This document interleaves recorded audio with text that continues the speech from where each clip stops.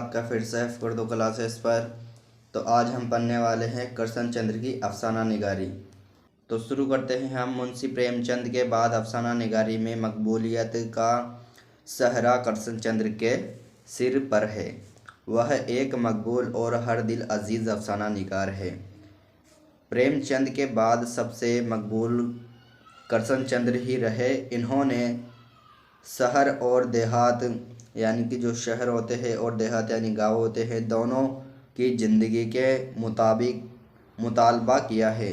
दोनों की ज़िंदगी का मुतालबा किया है क्या कि शहर की ज़िंदगी कैसे होती है और गाँव की ज़िंदगी कैसे होती है, इन्होंने अपने अफसानों में बताया है।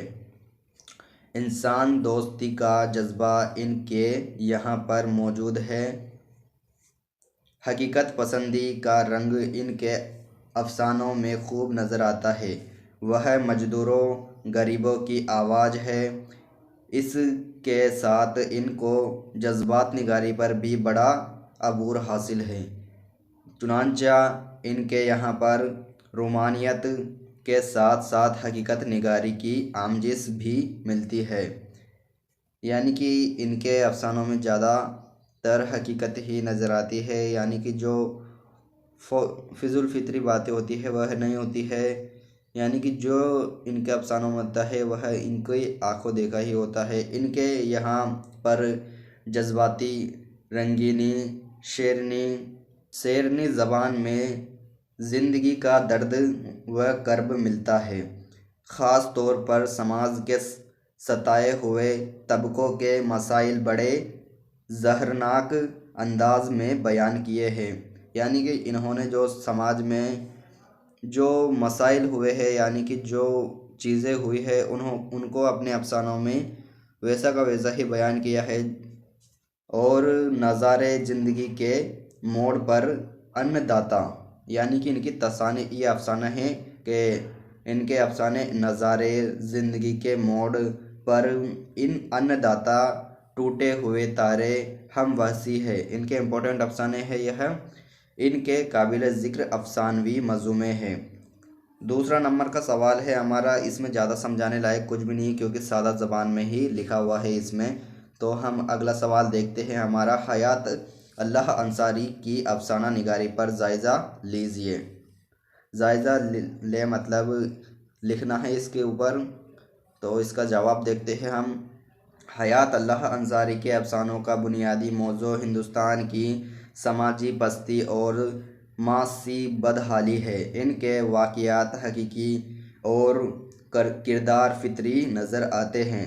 यानी कि इनके वाक़यात तो हकीकत नज़र आते हैं, लेकिन किरदार होते हैं ना, वह फितरी यानी कि कल्पना के आधार पर होते हैं। यानी कि कुछ भी किरदार रख सकते हैं हम, फितरी नज़र आते हैं, जो कि सही मंज़र पस मंज़र और हकीकी खद व खाल में सांस लेते नज़र आते हैं। यानी कि जो हमारे हकीकत यानी कि जो हमारे वर्तमान ज़िंदगी में हो रहा है उसमें हूबहू वह नज़र आते हैं। यानी कि जैसे ज़िंदा ही किरदार हो वह।